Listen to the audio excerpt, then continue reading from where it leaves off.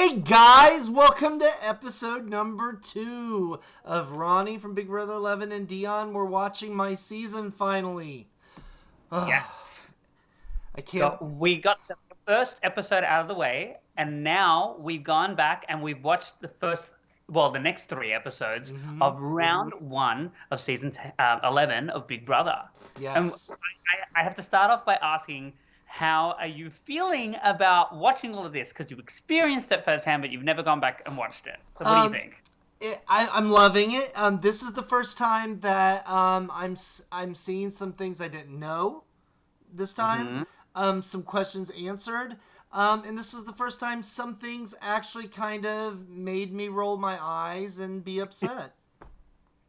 Interesting, because that's the funny thing is not only are you seeing it for the first time, but pieces are gonna start fitting into spots where they were missing for the Hmm. last 11 years. And I can't imagine how weird that would be. That would be such a weird experience because not only are you fitting in the pieces, but it's an old Ronnie who's dealing with that situation, and we've Hmm. got I'd say a 2.0 version of Ronnie watching the version. So you're going back and having all of these different opinions. But I think we can start this episode. Obviously, we have some stuff that goes down. I think the main thing that we see is that you get one-on-one with Jesse and you make an alliance. That's Yes. pretty much the most important thing that we see in that very first episode. Oh yeah, and I from having being a super fan and watching the show, I knew in the history of the show there are people who either made deals or Hmm. people who were held to deals, like or were subjected to were subjected to deals, and I knew I wanted to be the one making the deals, so I went for it. So you tried to get in there before anybody else could get in there, is what you're trying to say. Yes. Oh yeah. Yeah. Definitely. 100%. So what was the from what you remember and what we saw, what was the deal? Because we only would have seen a small section of that. The deal really wasn't that complicated. The deal was just that we were going to work together, and if any one of us won HOH, we were not going to put any of one in the group up. Okay, so what was the group?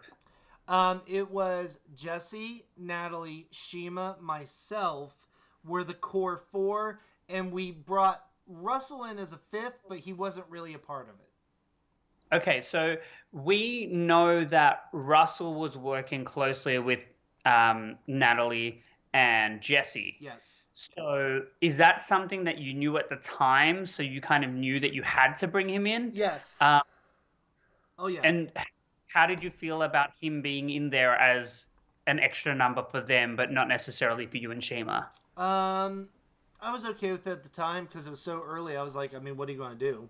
You know, I Sure. thought we'll try and figure that out down the road. Perfect. All right, so you've got this five-person alliance in terms of numbers. Brains and athletes are going to look out for each Mm-hmm. other. Then we see the question of who's going to go up on the block, and they pitch an idea to you to put you up as a pawn. Round one, Yeah. they've made an alliance with you, and they already want to put you up as a pawn. Usually, we see that a little down the line. We don't necessarily see that round one. Right. What were your Well, my first thought was, oh hell no, I'm not going to be the pawn. So I just grabbed it and I was like, chucked it right at Shima. I was like, her, go. which? And she was sitting right there. She was. And you didn't. So the funny thing that noticed was Shima made this big thing about how she wouldn't be comfortable. You didn't necessarily have that approach. Your approach was, I understand where you're coming from. However, what about this person or this person? So you didn't necessarily show you're like not interested in that Right. option, but you tried to bring up other names. Was that something Yes. you would do on purpose? Oh yeah, it was absolutely something on purpose because I also knew, having been a super fan, if you don't want to be the target, you got to provide better options. And Right. I mean, what they didn't show in the episode even was uh, when I could tell that they were very stuck on it being Shima or me. I said, "Hey, and you know what? Shima got very upset after the have not competition. So you could, if asked, you could even say that's why you did it. So you even have a reason to do it." And that's when Shima was like, "That's true. I did do that. So it should be me." So I have a question. Just we know how the season plays out. Hmm. But as somebody who's watching the season straight up, why put up an ally instead of just putting up somebody who you're not working with? Like, why not just put up two people from the popular group? Was there an understanding between the athletes and the popular crowd that they were going to protect each other? I don't know, not that I know of. I mean, we saw they brought in Laura, and they were trying to work with Laura, but the reason for the brains being up on the block with them was that they felt that they really wanted to try and hide the athletes and the brains working together specifically. Sure. So it was the best way to get people off the scent of an Yes. alliance is by Yes. putting one of your alliance members up. Okay. Right. But they've got to be really sure that the votes are going to go the way that they want if they're willing to put up Right. an alliance member. And you did bring up Laura's name and that she was pulled in as this extra person, but she wasn't pulled in until after people went up for nominations, and she had expressed that she was upset by either not being put up because she thought she would be put up, but also that she, I guess, wasn't in on what was going on. It was a bit of an interesting take, and Yeah. Casey had a take on that. But what's your take on that situation? I think Laura just didn't like that she wasn't in on the decision making, and it was all new to her. You know what I mean? Sure. And we did see in that first episode that she was trying to be bubbly, entertaining, get along with people, and Mm-hmm. she just really wasn't taken under anybody's wing as somebody that they wanted to work with. Did that's what we saw? Do you agree with that edit? Oh yeah, no, I agree with that. In the house, what sucked was there were all kinds of duos in the house. You had Jeff and Jordan. You had Lydia and Kevin. You had Jesse and Natalie. Um, you had the people without duos were all three of the Brains didn't have a duo. Mhm. Braden didn't really have a duo. Neither did Laura. You know. Um, And was or I because I kind of look at from the footage that we've seen, it almost looks like you and Shima are a duo because you're working with the athletes. yeah, I mean, I would say that if you had to say who was my duo, I would say Shima, because we Right. talked the most, we strategized the most, we let each other know what was going on. So yeah, that's true. But Mm-hmm. like, uh, Laura didn't have a duo, so Right. And that's the other interesting thing about making teams of three, because you essentially have a third wheel hmm where the athletes, it's funny because they managed to make a tight three and leave the fourth person out. hmm Which is also something that we get to see in this episode. We get to see a bit of a blow up between Russell and Jeff. hmm However, this takes place after and I should say an iconic veto competition that has gone down in history. Um, please give me some insight on what that veto competition was like. it was kind of fun. I just to watch. The stuff inside the pimples smelled awful. Um, we now know Jeff and his famous technotronics. But if you Hmm. actually look at the word he spelled was tektronics, not technotronics. It was Right. tektronics. And if he had just taken the R out, he would have spelled tectonics, and that was a word, and he would have won. See, you say that like people would know that word. I'm unfamiliar with this word. I'm not saying that I'm somebody to base my vocabulary off of, but it for you it seems like it's a very obvious thing, but you were also on the Brains tribe and it Yeah, sounds uh yeah, team and it sounds like that's something that would have been very obvious to you, but not necessarily to anybody else. that's fair. That's fair. But I don't know, and then but also you asked a question when we were watching Dion that I feel I need to explain. Sure. You asked like for Shima it had super and she had the extra letters here, and you're like, well, why can't they just take super? What Right. people don't know is all of these games they have rules explained to us. Mhm. Like before we start the game, after they do the whole "when I say go," blah blah blah blah. and they tell us things like that you don't hear on the show. Like for instance, in this competition, they were very clear to tell us that they would give us warnings when time at certain times when time was counting down. They also said that excuse me. They also told us that any letters in the top portion counted towards our word. So Even if there's gaps, it's still counted. yes, even if there are gaps, even if it's nonsense and gobbledygook, it still counts. If you don't want it to count, you have to put it in the bottom round, the little bottom shelf, whatever you want to call it, and then close your door and hit the buzzer. So, do you know, because you were there, do you know if she made the mistake of leaving the remainder of the letters, or if she just at that point didn't care? Shima, Yes. I don't think she could find the F and I. She needed an F and I, and then she had it. But was she under the impression that she just wasn't going to get a big word, so she kind of just let it go? Or did she try to leave a gap to have the super count and then it wasn't counted? I think she just buzzed in so in the hopes that at least something would count, and then go from there. Okay. Yeah. Well, unfortunately, it didn't. We saw the largest, what, seven-letter word, shotgun. Uh, Yeah. Fortunately, Technotronics or Tektronics was not counted. However, it has left a lasting impression on the BB universe, It and I think has. I'll remember that. It has.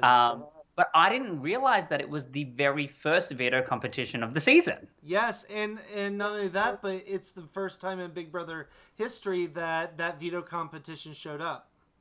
And that's one of the ones that has kind of stuck. They But did, yeah, they've done it in several seasons. and I feel like a few of the challenges from your season have carried over, or at least this isn't the only one that we see in future seasons. Right. Yeah. So, okay, so you have Russell wins the veto. How are you feeling about that? We didn't really get to see your perspective on it. I was fine with it because I was aligned with them, so I didn't really think it was gonna really matter to me, if I'm being honest. So Well, you say that you were aligned with them. So this kind of leads into the next part of this story. Okay, so we've seen have I believe we've already seen the blow up.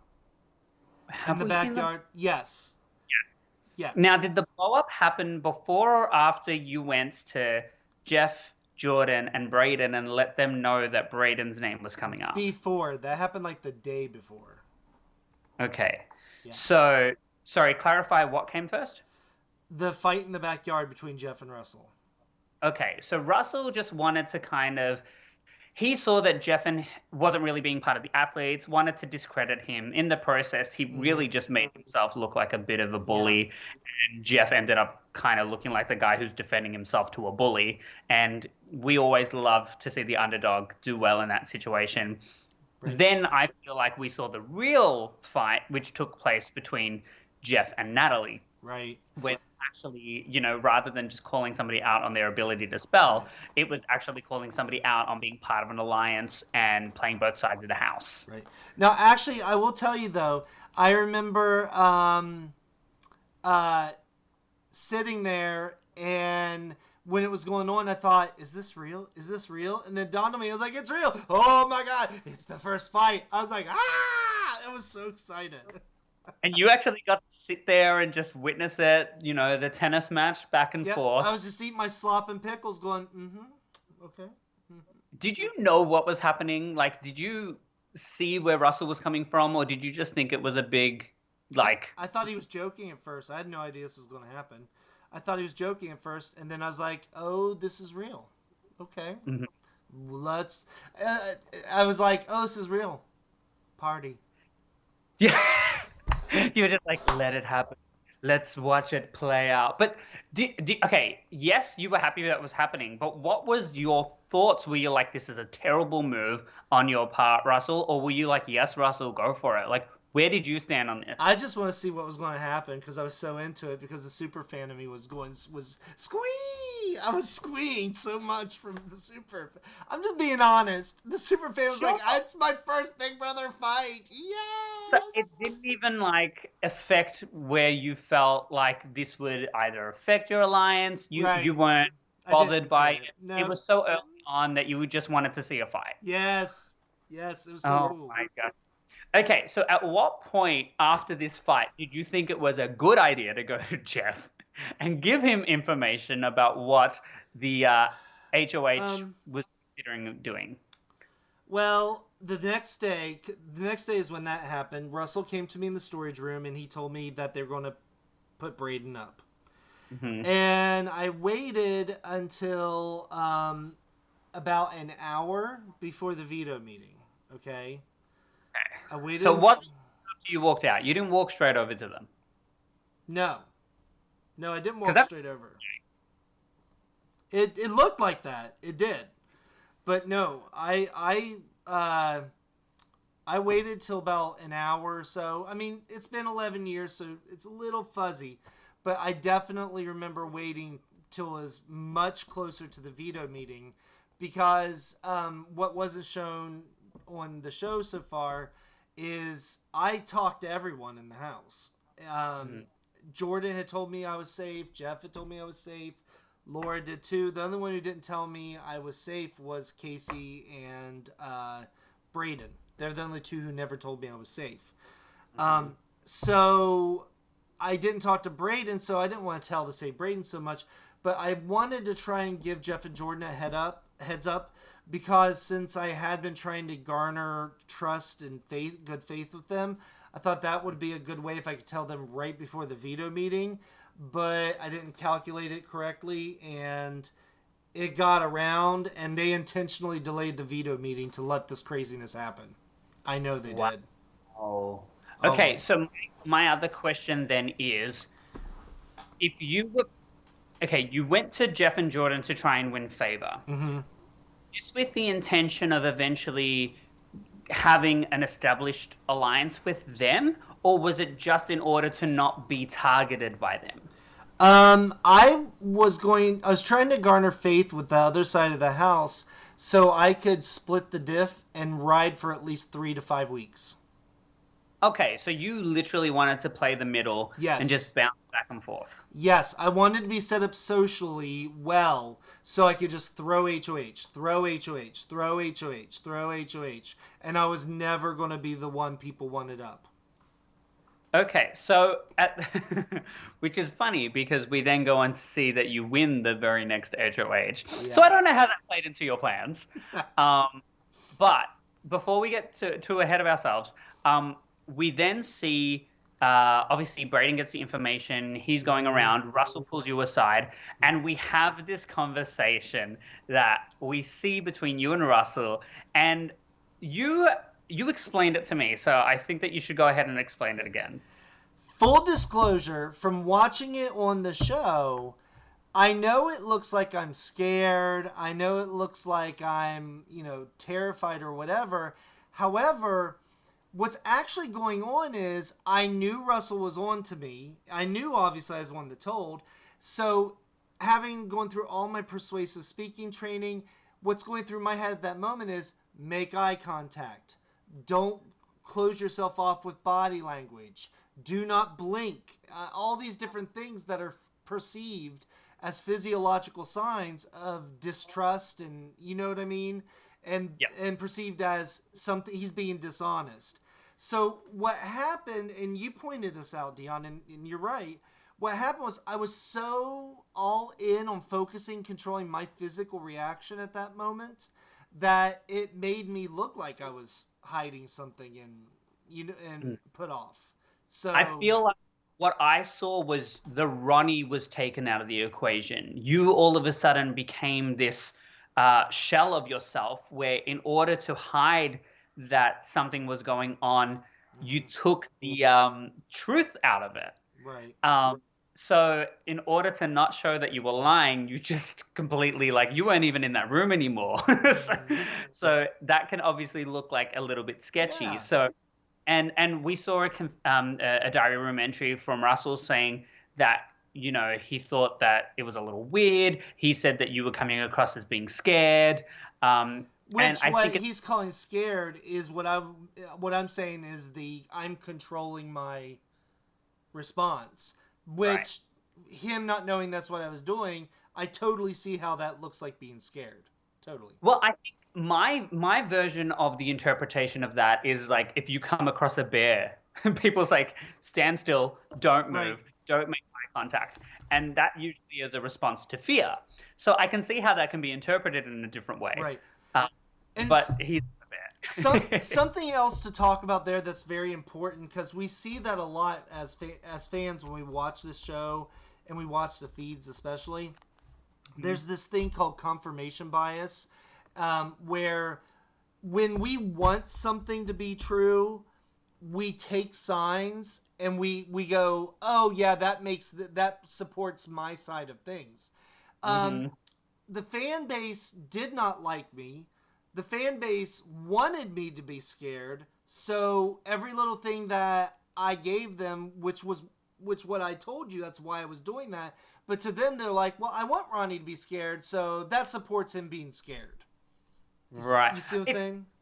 It's interesting because I think that this episode particularly um, puts a shift in where the balance is in the house, also where the favor is in the house. Because you just said yourself that the fans didn't like you at this point, Right. which I don't think that they didn't like you. I think that they did enjoy you.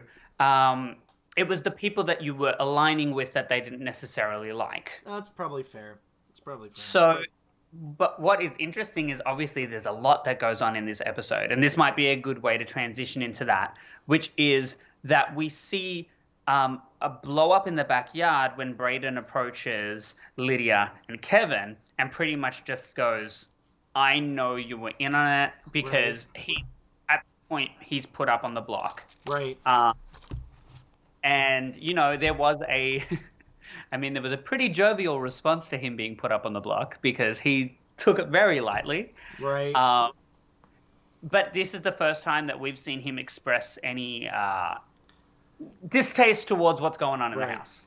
Right. And I think it's important, I want to add in there, none of what was actually said by Braden made it to the edited show. Okay. He called Kevin and Lydia, pardon me, very racist words. If you care to find it, I'm not going to link it because it's disgusting. But it's out there on YouTube. All you gotta do is search probably Braden BB11 fight unedited or something to that effect, Hmm. and find it. But I was going to vote out Braden anyway. But when I heard what he said, I was like, "That's it. It's done. I have to Right. vote him out because I would never vote ever to keep a racist in the house. Period. No way." And that's the thing. I think that a lot of people, when it comes to these situations, because you saw it happen in the house, you saw Lydia and Kevin get really fired up by this experience. And unfortunately for them, the rest of the house didn't necessarily see it uh, as explosive as they saw it. Right. And this happens in the real world and in the game of Big Brother, but some people don't want to take sides. Some people don't want to weigh Right. in on the situation. And unfortunately, it leaves people who are feeling very, attacked in a situation where they're also feeling like they're not being supported. So, then we see Lydia come inside and go at Jordan, who at Yeah. this point already felt like they were very close and that things are kind of fizzling out.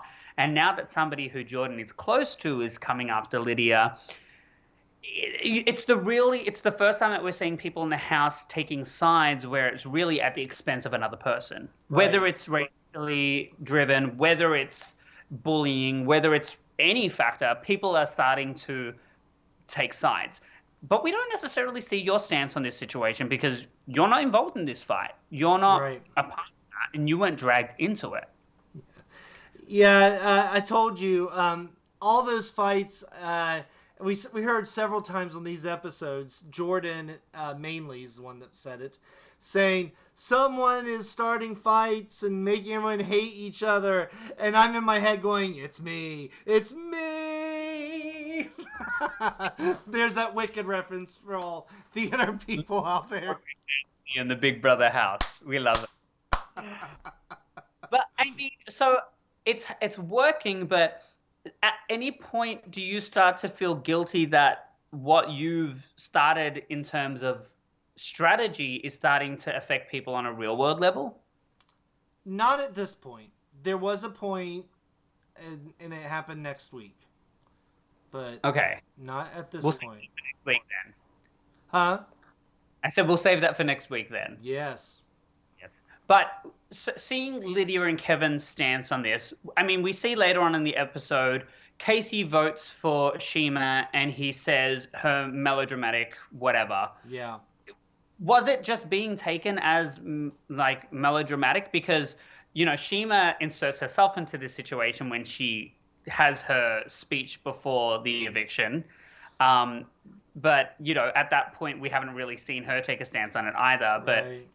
Assuming circumstances and size of the house. Well, I think Casey was referencing when we lost the have not competition, she cried, she threatened to quit. She said things like she's way too diva for this. I mean, I think that's what Casey was referencing with the melodramatic comment. Interesting. Because all we see as an audience is we see her give her speech and then he goes into the diary room and that's the phrase he says. Right. And her speech, highly edited for a live show. She, her speech, I won't say the word, but the speech aired uncensored on the East Coast because my wife remembers hearing it going, wow. Okay. I wasn't aware that the East Coast doesn't get the edit. I think that might be out there. Shima said in her eviction speech, she said that called my friends and she repeated the racial slur. And then she said, and you, Julie, a whore. Which is unnecessary on so many levels. Because she is not. Julie Chen is beautiful. She is amazing. And I remember when Shima said that, like, I'm sitting here like this, right? And like this way we're going to say, is the TV. I'm sitting there. Shima says that. I went, like, immediately turned to look towards the TV set because I wanted to see Julie. And Julie went, oh, wow. I mean, she was like, I mean, her whole face was Julie? like, you don't do that. She's not in the house. She's just hosting the damn game. No, leave her out of it. No. Oh my goodness. But okay, so we've seen that. So we've gotten ahead of ourselves, I feel. Is there anything to kind of like touch base on before the nomination ceremony? Not even the nomination ceremony. We've seen the veto ceremony, and then essentially after the veto ceremony, we have 4 days before eviction. Correct. What were those 4 days like? Was Brayden thinking that he was gonna stay in the house? Yeah, Brayden was campaigning. Everything was hunky-dory as could be. When things got real, it was really the day before. That was when Brayden had the big fight and all that and everything. So that was only the day before? Yes. Okay, so he bit his tongue up until the day before. And so when we see the live show, that's only 24 hours after everything. Right. Yeah. Okay. As memory serves, it was not long. Maximum, it was 2 days before, but it was close. Interesting. So, and this is the fascinating thing for me about Big Brother and the people that they put into the house and all that kind of stuff. Like this is the first eviction. Obviously, the first round lasts a little bit longer. Right. Based on, actually, can you give us an understanding of why it doesn't just take place over 7 days? Because I think it's to help us get used to the process.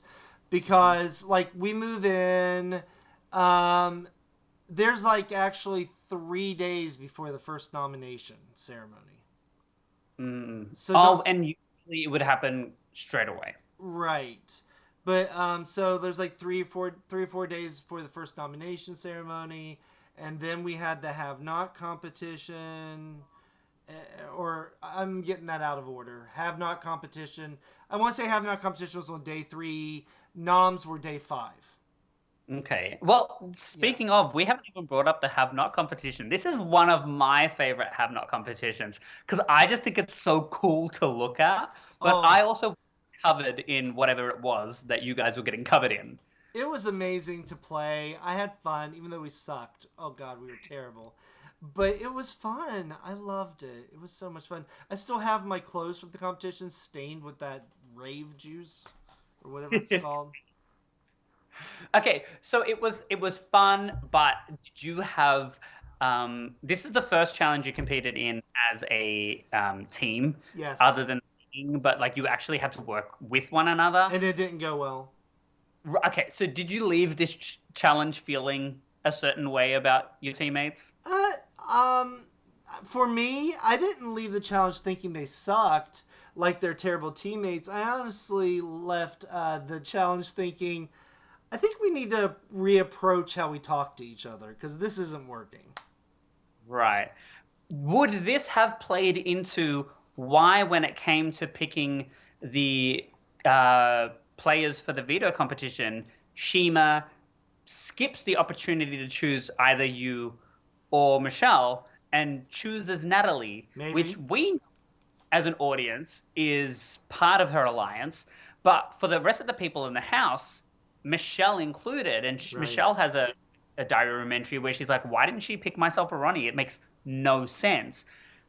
Do you Right. even think there was a better thing to do at this point, or do you think it comes down to how you guys competed? Um, I'm sure that had to be in there somewhere, but um, even if I sucked, do you think? Let me tell you this: if I'm picking someone to play against in the veto, I'm picking someone I think sucks. That way, I have every chance of winning. Right. So do you think she picked Natalie because she thought she would suck? Well, in hindsight, she picked the right person because I really think I could have won that veto, but we all know Natalie didn't. It was winning was the last thing Natalie was thinking of doing. Mm. Well, this is okay. So this is a really interesting question that I have now, seeing it, because had you played and won the veto, my gut's telling me that you would have naturally taken Shima off the block because she is Yes. your fellow Brains member. Yes. Now, we saw a plan come to light where they wanted to take Lydia off, Mm. which before going into the veto competition, Russell mentions that the worst case scenario was Lydia getting off the block. At what point were you let in on the plan that Lydia's going to come off the block and they're going to put Brayden up, where it could have easily been Shima coming off the block, but obviously she's a pawn. Like, when did you find out about this? About the Braden plan? Well, not even the Brayden plan, but well, I guess it is the Brayden plan, right? Taking Lydia off, but assuming that Lydia is now part of something that she wasn't a part of before. The morning of the meeting. Wow. Like, So like, yeah, we woke up at like 7, 8 a.m. The meeting's normally at 10. I think I found out at 9. okay, and these are your allies. So how did you feel about that? Honestly, it made me sketched out because I thought, well, why didn't Jesse pull me in and tell me? You know, Mm. why wouldn't I get information from the source? Why is Russell the one telling me everything? And I mean, I already knew Russell was a loose cannon, so I don't know. I had reservations, but at that point in time, I didn't have any other options. You know what I mean? Sure. So This was the morning just before we had seen Russell pull you aside and tell you that Braden was going up. Or is that the conversation? that's the conversation. Yeah. Like we had just been up for an hour and he pulled me over and told me that. Wow. So okay. Because now it's looking like Lydia is closer to the athletes than Shima and yourself. Yes. And Yes. did you feel inclined at that point to approach the other side because of that. Like I'm sitting here Um, the pieces kind of coming together, but I don't know if that's the truth. I don't think it's fair to say that. I would say my reasoning for vote for going towards the other side was I just found out, right, that which was a shock to me because I Mhm. had no idea what was going on. I wasn't part of that planning process. And so this is like at 9 a.m., right? And then the veto meeting was supposed to be like at 10. It's almost always like at 10 or 10 a.m. And Mhm. I thought, I don't care if Braden goes up, but I want to try and garner more trust with Jeff and Jordan. So I thought, I'm going to go tell them. And because in my mind, I thought it's close enough to the veto meeting that they can't do anything about it. If I went and told them, they couldn't really tip Braden off, and at Mhm. least they'll trust me. Well, I was wrong. They did tip Braden off. Okay, so then you have to deal with the 4 days after this Brayden getting the information coming out and stuff like that. It doesn't seem like you got much heat because nobody like threw you under the bus. Right. Well, after that conversation where Russell said, "I think Braden knows," not 30 minutes later was the veto meeting, and Braden went up. I mean, it Okay. happened. It happened like right after it. And after that point, did it ever get mentioned again?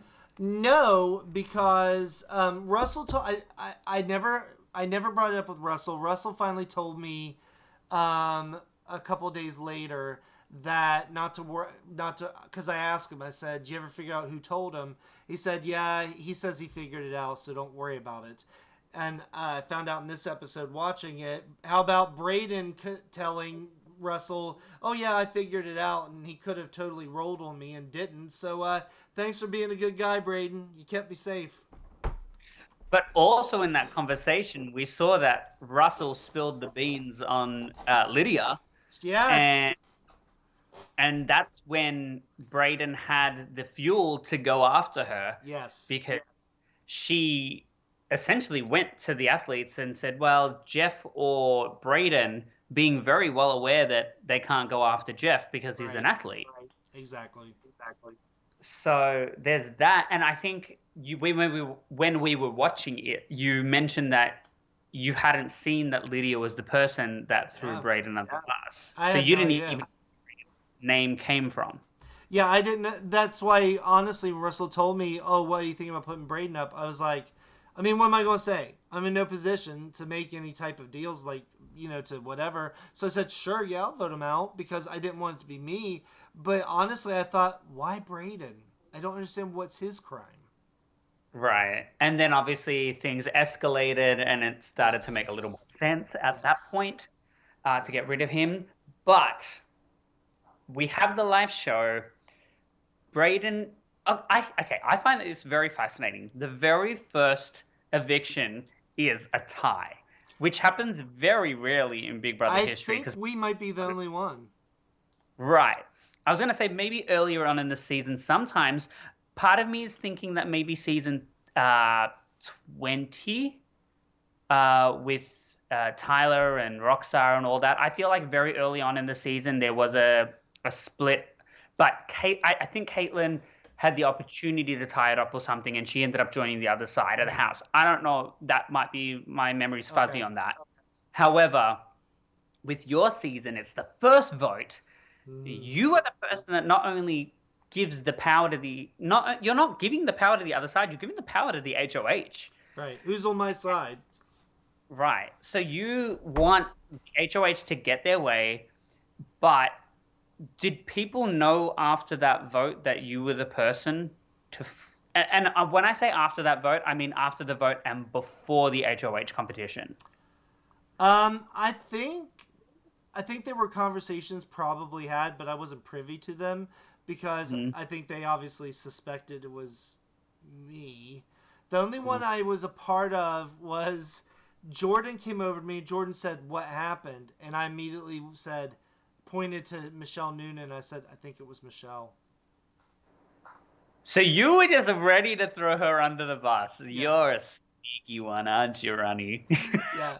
Right off that, because I was like, I think it was Michelle. And Jordan's And like, then, really? I'm like, look at her. She's being so nervous.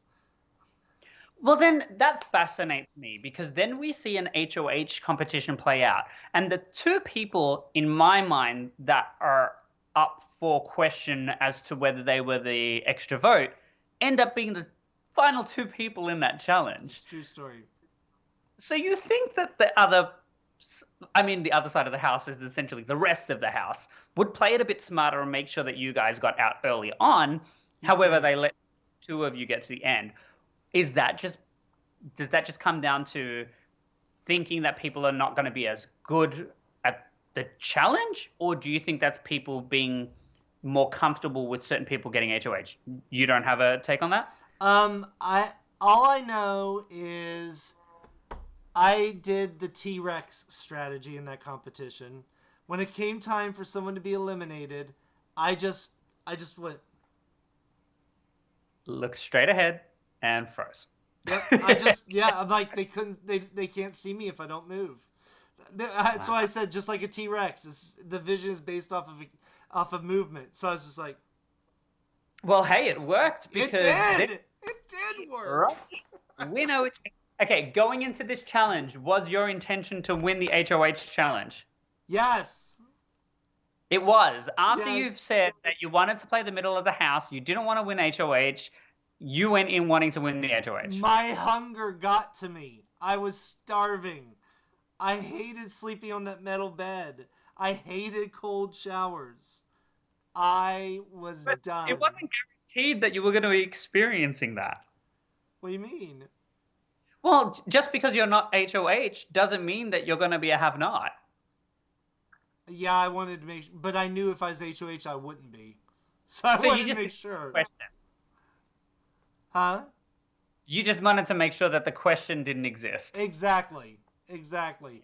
Which is Interesting. dumb because, well, that's not dumb, but when it became down to Michelle and myself, I totally should have thrown it to Michelle because then she would have been upstairs. You I couldn't have been a have not. Mission accomplished. I got to play in the next HOH competition, and while she was sleeping upstairs, I could have been throwing her ass under the bus downstairs. The more you know. The more you know, Ronnie.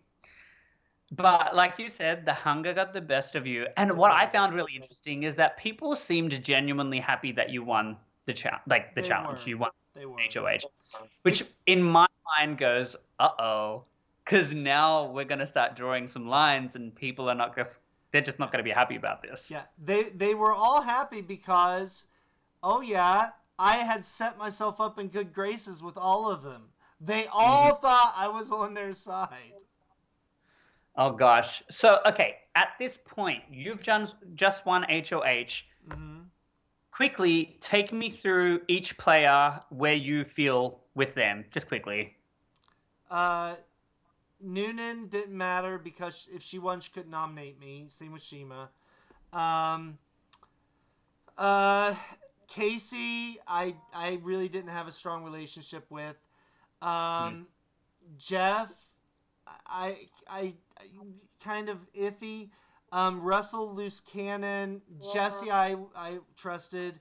Natalie, I trusted at that point. Jordan, I kind of trusted. Laura, I felt like she didn't really talk a lot of game with me, so she made me nervous. And I felt really good with Lydia and Kevin. Okay, so it sounds like the closest people you were to an and Shima. I felt close to Shima, yeah. Okay, so right now it is still sounding like Jesse, Natalie, Shima. Even though you weren't let in on that information prior to the nomination ceremony and Mm, things like that, we could assume that you felt best with Shima out of yes. everyone else, Oh, yeah. really. Shima was my ride or die at all times. Interesting. Yeah. All right. Well, I mean, do you have any more things that you want to discuss about this episode before we go Um, on to Ronnie's reign as HOH? no, not really. I'm very nervous about next week. So when we do next week's episode, you're gonna want to subscribe You're going to want to watch the whole thing because I have never seen my reign as HOH. I've been told it is quite dramatic. Mm-hmm. I may cry. I may Mm-hmm. I may sit in stunned silence trying to form words. Mm-hmm. I have seen counselors over this. Mm-hmm. I'll just share that. I believe it. Let's see what happens. And I want to say, full disclosure, you know this. I met you obviously years after you had played the game, Mm-hmm. and I had seen your season. Now, I didn't necessarily have the best opinion of you after watching your season. Mm-hmm. And we're going to find out why. Because obviously you experienced it firsthand, but perception is such an interesting thing. Mm-hmm. And like you said, and like it kills me to say to you that I didn't like your edit and I didn't have a good opinion of you because I know who you are personally. Mm-hmm. I know the real Ronnie, and that's the guy that I very much get along with. So we're going to be talking about the Ronnie in the game. This Mm-hmm. is not bleed into real life Ronnie because they're two different people, and I believe that wholeheartedly 100%. Yep. And I will announce Laura will be joining us for next week's episode. Well, that's pretty incredible. That'll be a lot of fun. Yeah. Where is she going to fit in on this grid that we have to acknowledge this amazing grid that you created? I have a special grid that I have Oh, a created. special grid. Oh, maybe I just made Yes. a little spoiler, but we have to acknowledge the what was the aesthetic of your season? Going green. That was the aesthetic. Okay, so we've got the recycled room instead of it being the massage parlor. What did you guys refer to it as? The recycle room. It's the recycle room, Yeah. and then we've got the bedrooms. We've got the pool room. Mm-hmm. Um, it really was a recycled house. I Yeah, don't think. that's actual plywood on the walls. Oh wow, Yeah. they really were trying to save on the budget that Yep, they're season. trying to go green. So Okay, well, I'm really excited to have Laura here next I week am because too. not only are we going to get your take on it, but we're going to get a take from the other side of the coin. Mm-hmm. So that's going to be really exciting for I'm me. I excited. don't know how you feel about Oh, that. I'm excited. I want to hear. I'm excited to catch up with Laura. I'm excited for her to tell us things that I didn't know about and to learn something new about that week. I feel the same way.